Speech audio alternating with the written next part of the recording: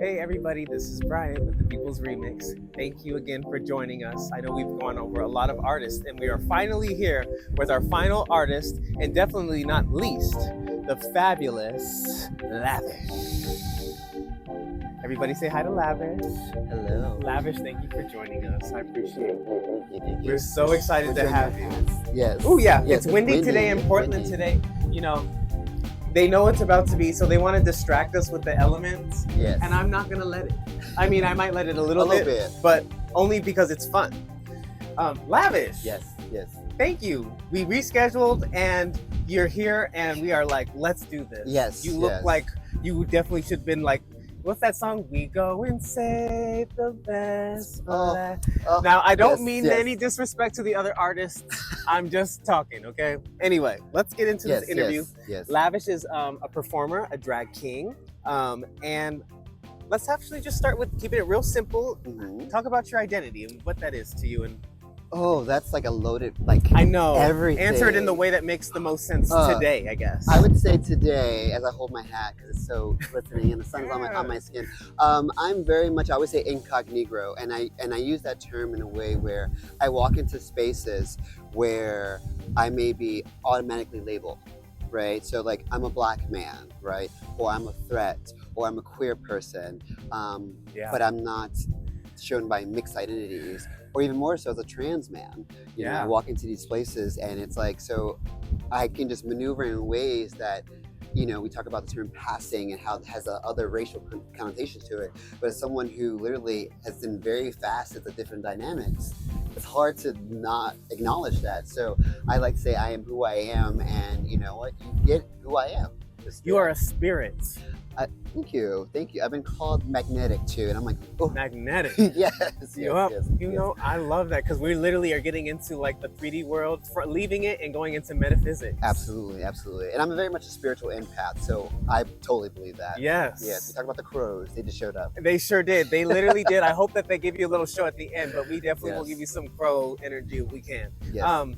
Speaking of spirituality, I know that you also talked about your identity as a Leo. And if I'm not mistaken, I think your birthday coincides on the exact date of our show. It does. That was not planned. That wasn't a Leo thing, I assure you. I don't know. Coming forward. Definitely seems like it could have been. It could have been. And I wasn't planning anything for my birthday this year. And, you know, it's like, hey, we're doing this event. And I'm like, it's going to be on this day. I'm like, well, it's also my birthday. And we're going to have to figure out there we go. Something special. Yes, I turned good 23.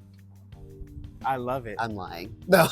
And I was gonna hold that live for him the whole interview, because I was definitely like giving him what you couldn't see. I was like, girl, you ain't no 23. No.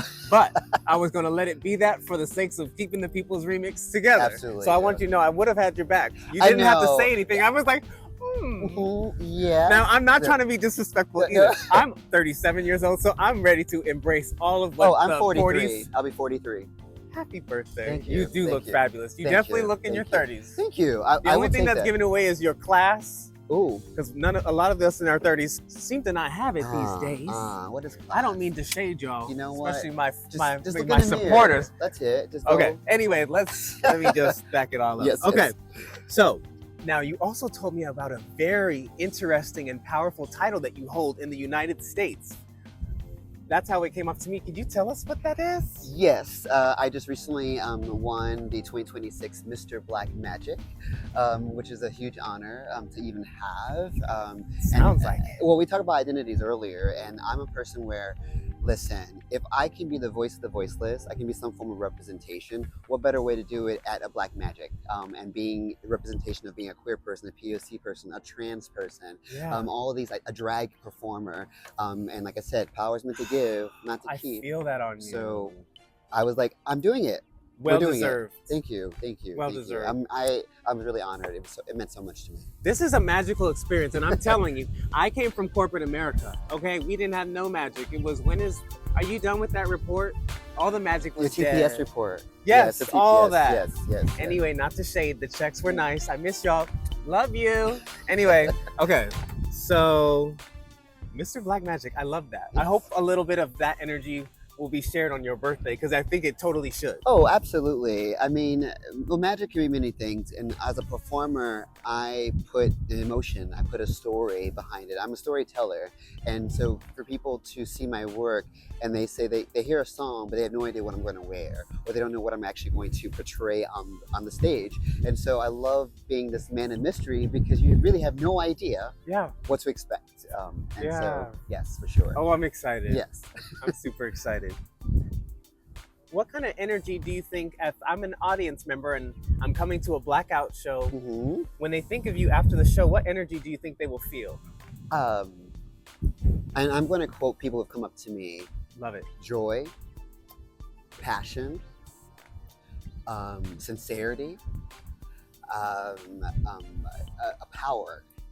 Yeah. And these are things that people have told me. And so I want to, like I said, share that. So as an entertainer, in my mind, I'm not thinking about like what people, I'm thinking, is this going to make sense to people? Right? And I write too. So when I think of like as a writer and doing all these things, does it make sense to other people? So when people reflect that back to me, or as a trans person, you know, when I'm dancing and I put literally glitter over my scars. And because I've been told, oh, well, you don't look like this. Like, what does a trans person look like? Right? And so I highlight those things about me. And when someone comes up to me and say, I didn't know, but I see you. Yeah. Thank you. I didn't know that could be a possibility. And so it's like, you just have to do these things. And so you will get all the things. You take a lot on. I'm a therapist by my day job, you know, so I am a sponge. And so when I exert all of this, anything to anybody, it is my true identity, is who I am. You know, you're also alluding to the fact that something that I'm really passionate about as I'm pursuing my own career of being more entrepreneurial and outside, is that it's almost required that because you are taking on so much as an empath, you're almost forced that you need to go out and give it back. It's weird because it's like, okay, but that requires you a lot of vulnerability, a lot of risks, but it's the risk you take on. Otherwise, you keep on all that other stuff that people are putting on you. Absolutely, absolutely. I think it's hard because when we think of just identities in general, sometimes it's portrayed as a monolith, right? Black folks, we must be a monolith. As trans people, no, we are not the same. No. You know, my transition is like I transitioned to be a threat to society, unbeknownst to me. Right? Yeah. You know, I walk in spaces where people will look at me instantly because I'm a threat, or live in a neighborhood and think I'm a threat. And I don't know you from anybody. And you're a threat because they don't have an identity to put you in. Absolutely. So, or like they thought they've heard some stories, but they really still are not getting the full tea of the authenticity of the actual person. Of who I am. And I always say this, whomever's in front of me, you are getting myself. You, the person who is receiving my energy, you are giving me the ingredients. If you come at me with something, I will give you the same energy. Like, I know all about being a mirror. So when I tell people, it's like, I'm such an asshole. Anyway, sorry. And that is fine too. But like the idea, like I am truly who I am. And so when, like I said, when people come at me, I'm receipts. And it's like, it's okay to be honest. And I think that's the problem. People are not really, people are not really transparent. I think people, they don't want to take accountability. And two feelings humans struggle with is accountability and being vulnerable. You're only accountable. Vulnerable that's where it starts. Yes. And you know, I love this because I think what I'm trying to do with the People's Remix is I'm trying to soften the blow of holding accountability here, because I understand how peaceful it is to not be accountable. It's not fair, but yet I totally empathize with it. And so what I want to do with through this is like, we are here, you're missing out on some really good tea because you scared. I'm like, we could all be this fabulous, but we're all scared to jump.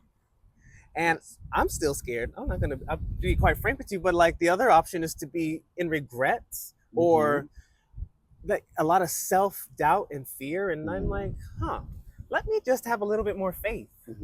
I think if we all have a little bit more faith, we might be able to find some ground or some trust. But anyway, we'll start with the show. Let's start with your Black Magic show on your birthday. It sounds like the stars will be aligned, so let's do this. It would be. I mean, I'm really excited to showcase, you know, as a drag male performer, right? Male drag is not always like showcased, and let alone POC drag. And you look so good. And all of it, like I may come out with this, I may be comical, I may be a vampire, but I'm giving you a story. And I tell people, just go to PDX Divas and put my name in, and you will see all this variation of who I am. As I'm telling you, like I am crying at the end of that, but you don't know that.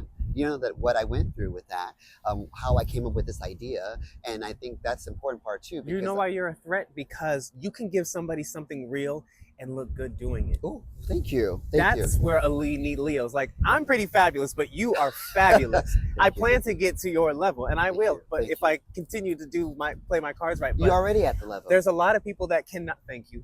There's a lot of people that can't take people seriously because of their physicalities. But those things are what I just said about earlier, because they're not expressing the crap that people are taking on. They're wearing it on them. Yes. Spiritually, and you see it as an outward manifestation, and for or you to give it back.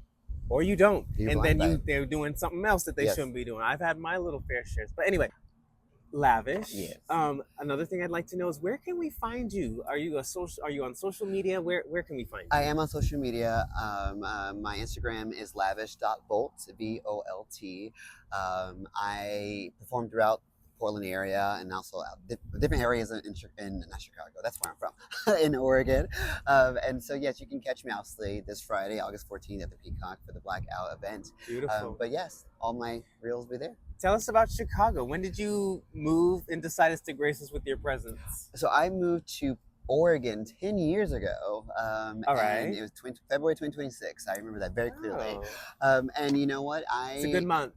Oh, is it now? Yes. I wonder why.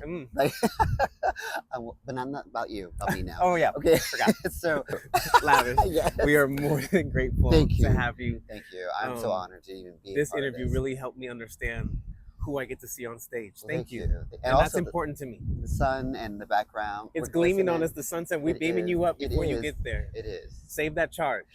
Yes. Indeed. Don't let these people take it from you until Saturday. Yes. Where it's deserved. I'm sorry, Friday. Friday. You're like the third interview I did that. Everybody, it's Friday night. August 14th. August 14th. At the Peacock. At the Peacock. All right.